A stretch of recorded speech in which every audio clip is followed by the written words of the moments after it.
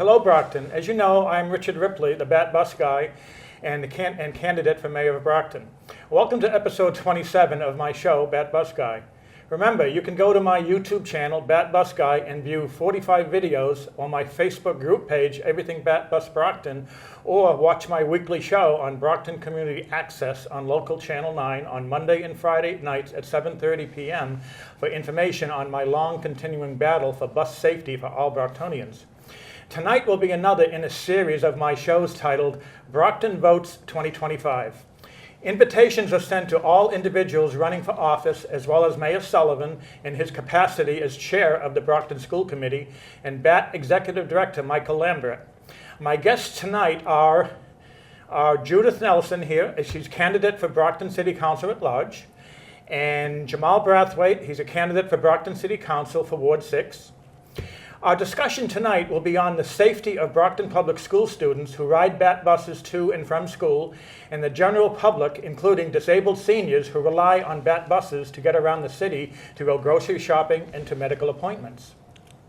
I want to set the stage for tonight's conversation. Over the last 10 days, I have communicated through email with Jorge Vega, a Brockton School Committee member, and yesterday I had a long phone conversation with Tony Rodriguez, the Vice Chair of the Brockton School Committee, on this issue.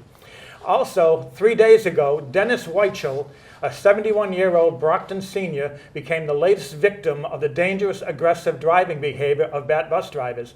Mr. Weichel was knocked to the floor of the bus when the driver hit the gas before he was safely seated. Mr. Weichel reported he landed on his arm and his arm was bleeding. I received a report that BAT management stated that Mr. Weichel was at fault because he did not ask the driver for more time to find a seat. Also, over the last few months, there has been an alarming increase in injuries on BAT buses, including 2 disabled Brockton grandmothers being hospitalized and many more very, very close calls. These are all documented and recorded by the bus tapes on each BAT bus. Yet, sadly, these dangerous safety threats have been ongoing for more than 2 years, and nobody, not BAT management nor any Brockton elected leader, has ever issued any public warning. In fact, the City of Brockton stated in a letter to me that it is not the city's responsibility to inform the public about safety threats on BAT. And the Brockton City Council has repeatedly refused my requests that they exercise their authority and immediately issue a resolution to bring BAT before the full council in a public meeting and hold them accountable. Now, the documents you have in front of you from my conversations with Mr. Vega, I outlined you the 2 things. On the first page, Mr. Vega confirms that he's aware that there's been investigations and BAT bus drivers have been disciplined, so he knows there is a safety threat on those buses. And on the second page, it shows on the bottom there that Mr. Vega also confirms that he knows that school students are riding those BAT buses to and from school. The third page is the letter from the city, where the city stated BAT and the city investigated, drivers were disciplined, but you see in the bottom there, the city states that this is not a city issue. They have no responsibility. It's a responsibility of the bus company. Now, don't get misled by the date on this 2 years ago. That's just how long this has been going on and never been addressed. Thank you for the invitation. So my name is Judith Nelson. I'm running for council at large for the city of Brockton. This subject matter that's being presented here, as we can see, and we have data, we have incidents report and letters that has been sent to the responsible parties. As someone who specializes in public health, first thing I would say, this is a public health crisis, and it's a public health issue, environmental health issue, which will cause harm to the people living, to our residents living in the city. Second of all, given the fact that they are aware of what's going on, I think it's very important to inform the parents of what's going on, so that way they can better guide their children, or if they prefer to drop them off, pick them off. But I think the main important things is having a genuine conversation with the bus, the transportation, to know the method of transportation to ensure that the safety of everyone is being addressed appropriately. And let me tell you, even though I drive personally, I have sisters, I have friends, and just giving that we live as a community, the safety of everyone is at stake. So I'm a very big advocate of safety, environmental safety, public health safety, and this is our concern as well as resident of Brockton. Thank you. Jamal? Hello, everyone. Yes, my name is Jamal Brathwaite, and I'm running for Ward 6 of Brockton City Council, or the Brockton City Council for Ward 6. And this issue is a very important issue. This has to do with public safety, ensuring the public safety of riders, pedestrians, as well as drivers. And so I think it is important. One thing I want to highlight here is that, Richard, one of the reasons why this is such an important issue for me is that for most of my adult life, I've used public transportation, whether it's the public buses or the public trains, in order to get to work, get to school. So I understand how important it is in order to make sure that public transportation isn't just affordable. Fortunately, in Brockton, it's actually free. But what's important is that it's safe. And this is what Richard's highlighting. And one thing I want to highlight here is that I appreciate there might be people out there in the public who are elected officials who might think this is not that big a deal. But what I would ask for you is let's just take a look at that and understand what is the risk profile that an incident could occur, and what is the potential risk severity if an incident does occur. So when I look at this, I would say that here, when it comes to the Brockton BAT bus, there's over 500 routes driven a day, over 3,000 a week. In a year, when we look at that, we're talking about over 150,000 routes. And so I'd say there's a high probability an incident would occur just because the nature and the frequency of BAT bus routes. The reason, when you think about it, though, if I can inject a point here, I'm only one person of the hundreds or maybe thousands of people who ride the bus. I don't know how many thousands ride every day, but I'm only one person, and I only take maybe one bus a day. I don't ride the bus as much anymore because my knee's much better. But if me as one person can witness.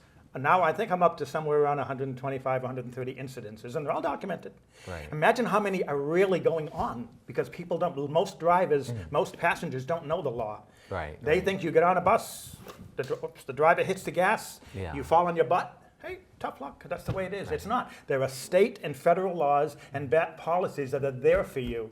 Right. I've been trying and begging BAT Director Michael Lambert to put this information on their website, BAT's website, and getting the city to put something on the city's website. But the city, for some reason, they don't want to get involved in it. And Richard, and I just want to kind of build that bridge between yourself and the city in terms of looking at this issue. Now, the risk severity if an incident occurred, even if it's only one incident a year, the risk is that somebody could die. Right. We don't want that to occur. Right. Somebody could be handicapped. Somebody could be severely harmed, and we don't. And even one incident is too much. Right. And that's when we have to look at, what is the city's risk appetite for an incident? Right. Now, clearly, you're highlighting even one incident is too much. Too much. It's preventable. Yeah, it's preventable. It's so easy to prevent it, but nobody wants to. Nobody thinks. And nobody thinks it's important enough to do it. And I think we got school starting in, if I'm right, September 5th? Or they start in high school first and then elementary. But this thing that happened with this guy, Mr. Whitechell, 4 days ago, that could have been a kid. This could be a kid in a few weeks. You know how kids get on the bus, they're on their phone, they're talking to their friends, the driver hits the gas, they hits the brakes, the kid goes flying backwards. Absolutely, and Richard, and thankfully, because of Richard Ripley's heightened awareness, he's on the front line when it comes to fighting for BAT bus safety. He's a bus rider himself, and what it is because of his initiative in having this program, he's raising public awareness, doing things that current elected officials aren't doing, and he's highlighting this issue and why it's so important for not just BAT bus drivers to drive safely, but why it's so important for BAT bus riders to be aware of an issue and be quick to speak up and to know when it's appropriate to speak up. And the city could do this instantly. The city has the power and the access to get this information out in a lot of different ways and sources. I think it's important enough that they do it. I mean, we have to protect our kids. Yeah. I mean, and the elderly too. Agreed. And Richard, and that's the great value of the service and the program you're providing to the Right. public is that you're building that bridge, Yes. and in providing the service that isn't being provided by raising awareness. I mean, think about it. How many people in Brockton know about the BATBUS guy? How many people know why the BATBUS guy is known as the BATBUS guy? More than It's you because think. exactly, and it's through your notoriety of raising awareness, public awareness around the need for this safety that I really think there's incidences that go not occurring because people are more aware now. One thing I would like to add is that with something like that going on in the city, one way we can try to improve that is doing survey. With something like that, a lot of times people don't want to come forward so that their name will not be identified. So we can do something anonymous survey. That way we can give more access to residents and bus riders to give their insights. So from there we can do a need assessment. We already know that the needs is there, and there's risk factors that's there's that endanger people's life. But to do an anonymous survey will be a great way of collecting data, and from that data you will see how many people are aware of it, how many people was not aware of it, and what could be done.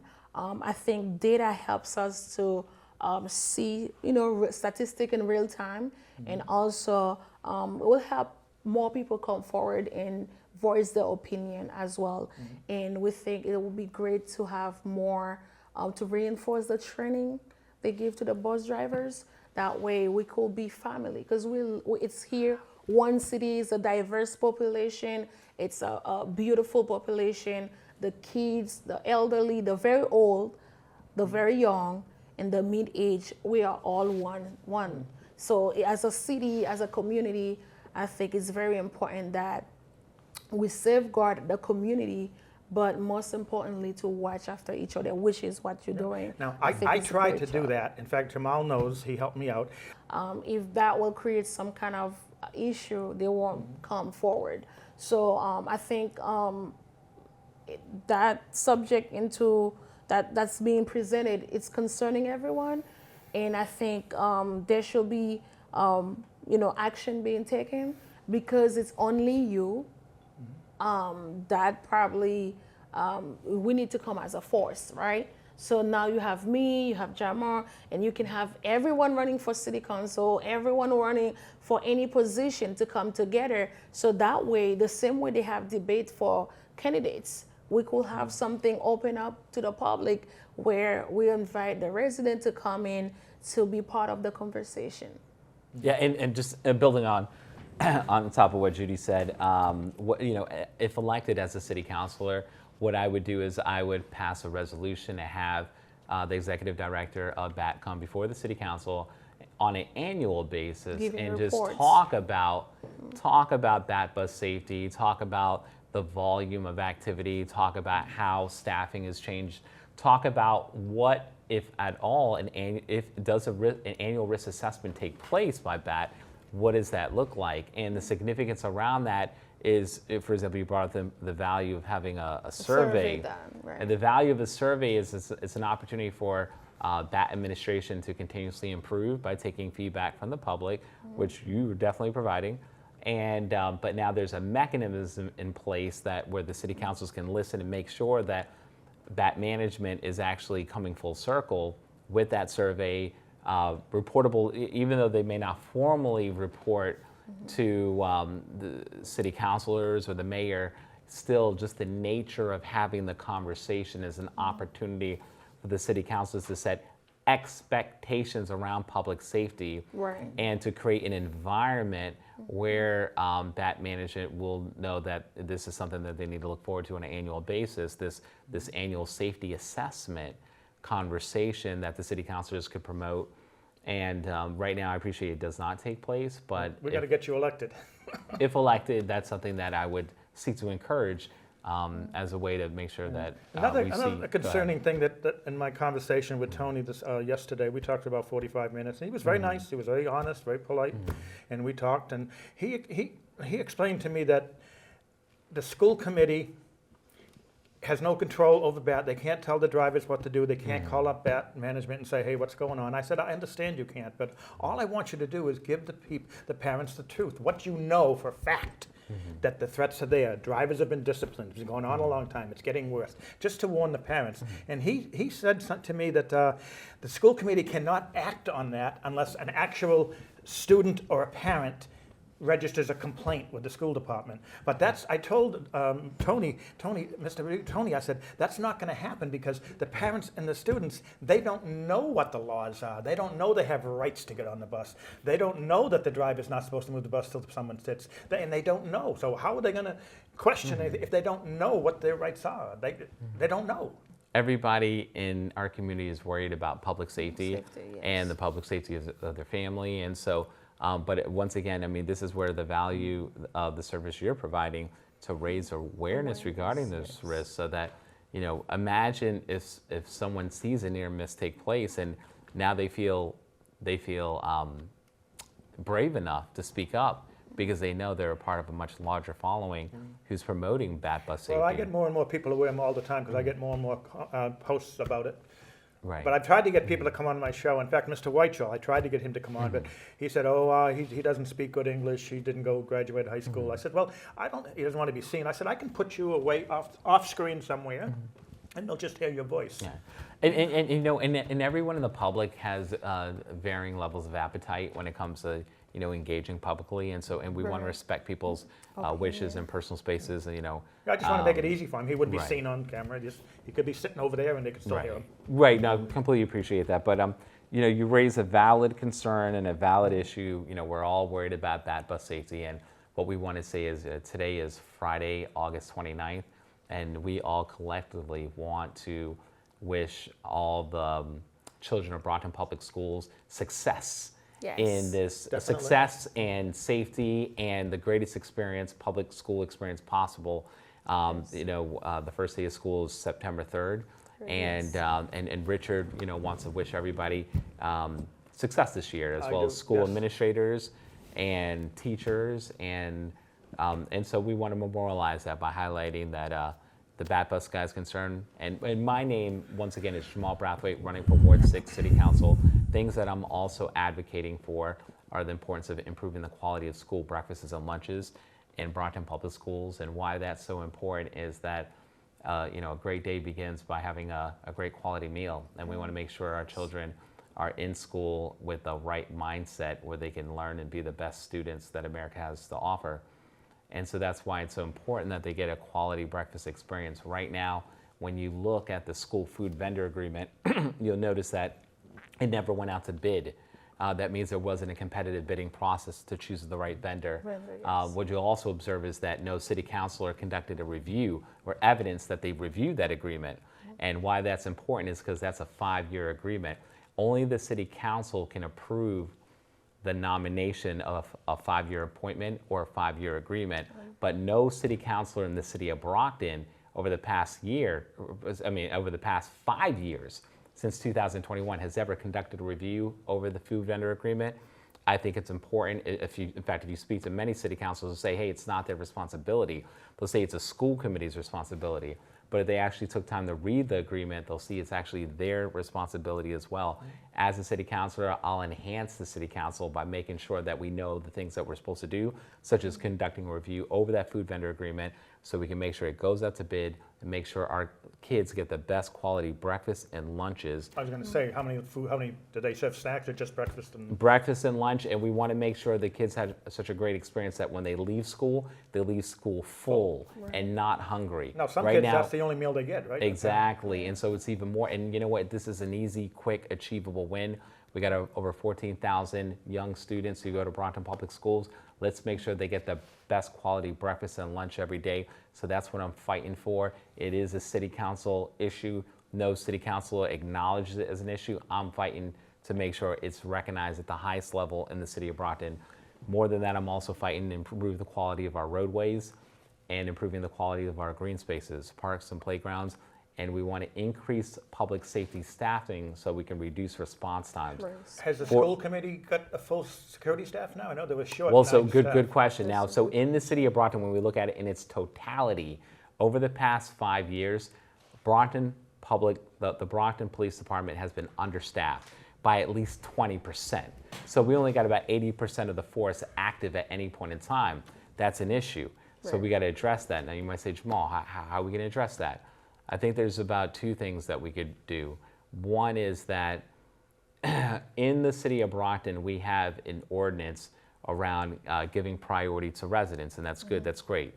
But because we've gone such a long period of time understaffed by at least by 20%, what we should do is make sure we have an ordinance, we should update that ordinance that says that whenever we are going through periods of staffing issues or shortages, such as a threshold of 10% in the Brockton Police Department or in the fire department, that actually we make sure these roles are available for anyone to apply to, regardless of whether you're a resident or not, because right now we don't have sufficient applicants applying for these roles. We need to get them fully staffed so we can reduce response times and make sure that we're fully staffed. And Now, I thought that, I remember something some time ago, maybe 6, 8, 9 months ago, where the city council discussed it, and I thought they approved police officers not having to be residents. Maybe I misunderstood that meeting. So no, I don't. There has not been a change to the ordinance. Oh, that's just So, talking about it then. but this needs to be a conversation that happens not just once a year, but it needs to happen Constantly. continuously. In the city of Brockton, we need to focus, we need to improve our city government culture to include the concept of continuous improvement.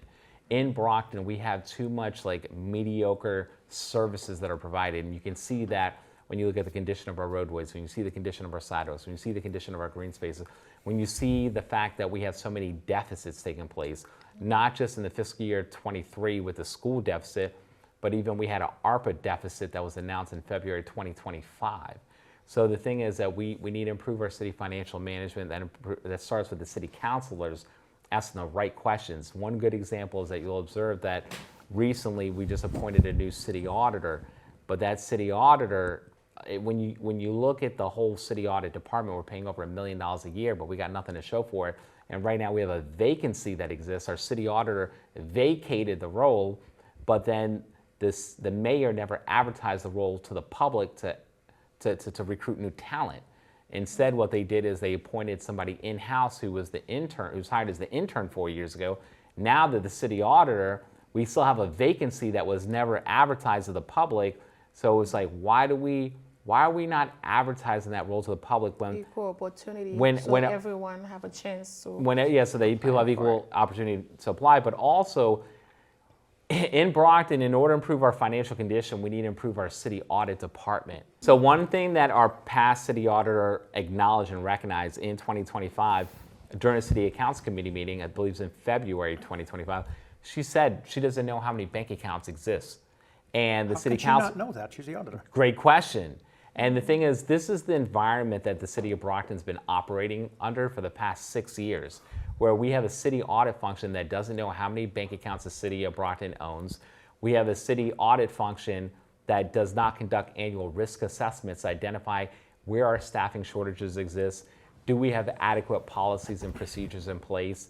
We don't even have a comprehensive list of internal control activities that the city auditor can provide the city council that says these are the core activities that should be taking place to prevent the risk of financial reporting errors, to prevent the risk of fraud, to prevent the risk of a future deficit. We don't have any documentation. As a matter of fact, if you submit an FOI request to the City of Brockton Audit Department, you ask them, can you provide an internal audit report? Can you provide a list of internal controls? Can you provide evidence that the City of Brockton conducts internal control testing? Your response will be, no records exist. No records exist.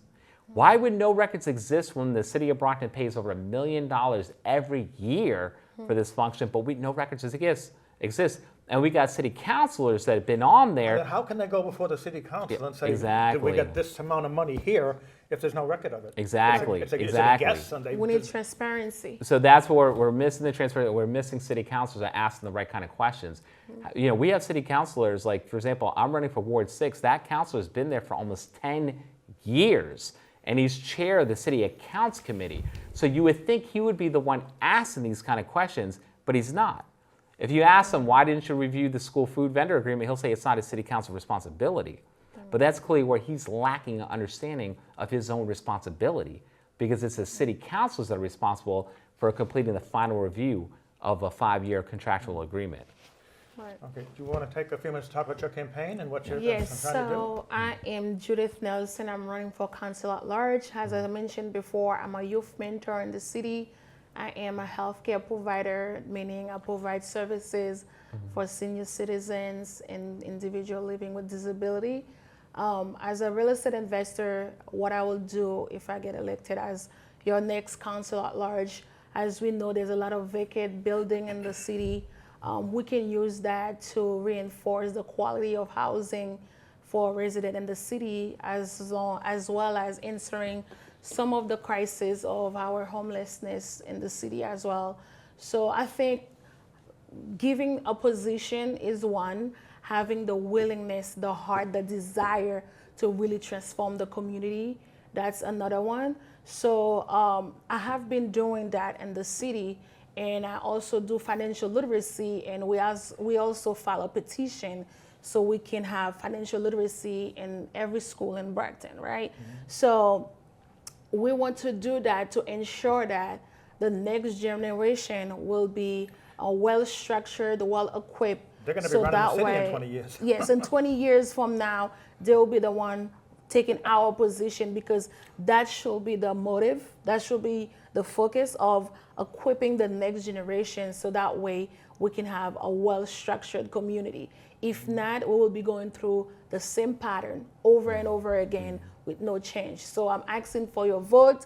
September 16th, vote for Judith Nelson, the very first person in the ballot for city council at large. Make sure you vote for people who have your interests at heart. Make sure you vote for people who will stand for you. I don't have any personal interest for being in politics besides being an advocate and making sure I do the right thing for the city. Okay, and Val, anything else, Jamal? Yeah, vote for Jamal Brathwaite for Brockton City Council for Ward 6 on Tuesday, September 16th and Tuesday, November 4th. I want to end tonight's show by saying to the people of Brockton, this is a critical election for our city. It will determine whether our city remains on the path of corruption and contempt for the people that Mayor Sullivan and Moses Rodriguez have had for us over the last 5 years. Or if Brockton will change course and go down the unbeaten path to a better Brockton in which all Brocktonians share in the fruits of an economically revitalized Brockton. Let there be no misunderstanding. You, the people, hold the power in your hands to take back our city from the corrupt incumbents seeking re-election. Now, I say corrupt incumbents because some of the incumbents are good people. They're honest, they're not corrupt, but we have a lot of corrupt incumbents seeking a re-election. And I would say Brockton belongs to the people, because the corrupt incumbents will never voluntarily give up their ill-gotten power. You, the people, must reach out with both hands and grab it and take it back. But don't be afraid. When they see your determination, they will crumble. And remember this, the worst fear of the corrupt incumbents running for re-election is an informed and educated electorate. They want to keep you afraid to ask questions. They do not want you to vote in large numbers. And please forgive me for what I'm going to say. They want to keep you in your place because they know that if you vote in large numbers, they will lose. So I say, let's prove them right. Start planning for whom you will vote for now. Find out where your voting location is. Put a note on your fridge to remind yourself to vote. Plan on taking your elderly neighbors to the voting booth. But most importantly, when you get in that election booth, stop and picture the faces of your kids in your head, because they are why you are voting, so they can live in a better Brockton. So don't vote for the same old incumbents who go around the city making the same false promises every 2 years. Vote for the new candidate, the change candidate. Please vote. The primary election is on Tuesday, September 16th, and the general election is on Tuesday, November 4th. Thank you, Brockton.